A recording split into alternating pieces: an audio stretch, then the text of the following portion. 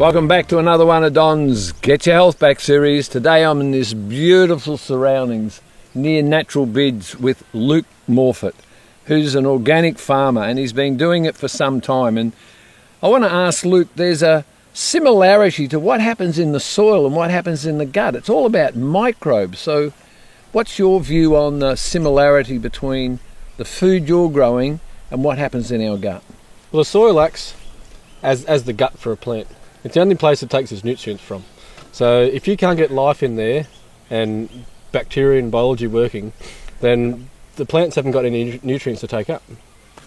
So if the plants haven't got any nutrients to take up, the gut has got no nutrients to work with.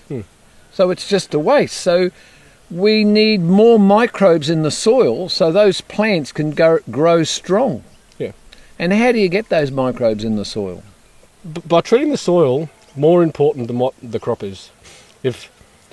Sometimes I think I'm more of a soil farmer than I am a crop farmer. If you can get your soil right, then your crops will be fine afterwards. So it's taken us a few years to get our head around that, and someone told me that before I started farming, and I thought that just doesn't make sense.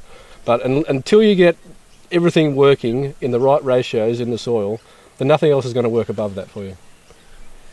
Do you know, there's a similarity here. If you don't have the bacteria in the gut right, it can't take up the nutrients. If you haven't got the bacteria in the soil right, the plant can't take up the nutrients. Yeah, for sure. There's a similarity there. So the importance of having good organic food is only a starting point for really good health.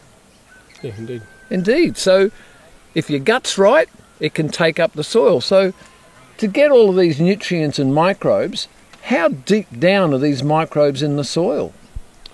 They typically won't go past the rhizosphere. As deep as the roots goes, that's where all the bacteria is.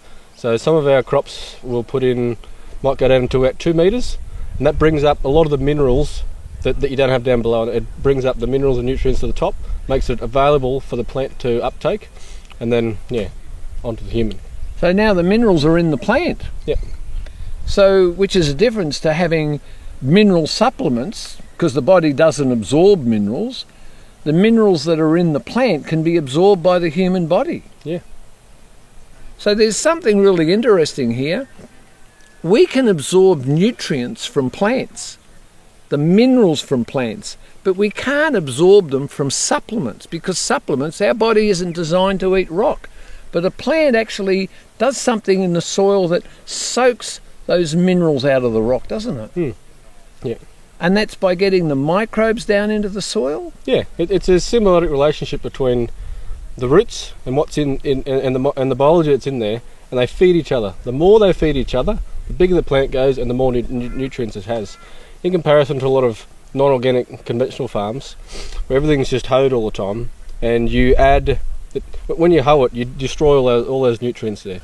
And the only way the plant gets them is when you synthetically add them, and you add them through chemicals and insecticides and pesticides. And that's, instead of having soil life and nutrients coming out of the soil going into it, conventional farming, you get it from all your man-made products, and that's what you're eating instead. There we go, guys. Organic. If you want to get nutrients into your body at the least expensive cost, all you've got to do is get organic food. You don't have to buy supplements which don't work anyway. Get your nutrients and nutrition from your food. Your cells will love you for it. Think about it next time you go shopping for your veggies. And thank you for watching another one of Don's Get Your Health Back series.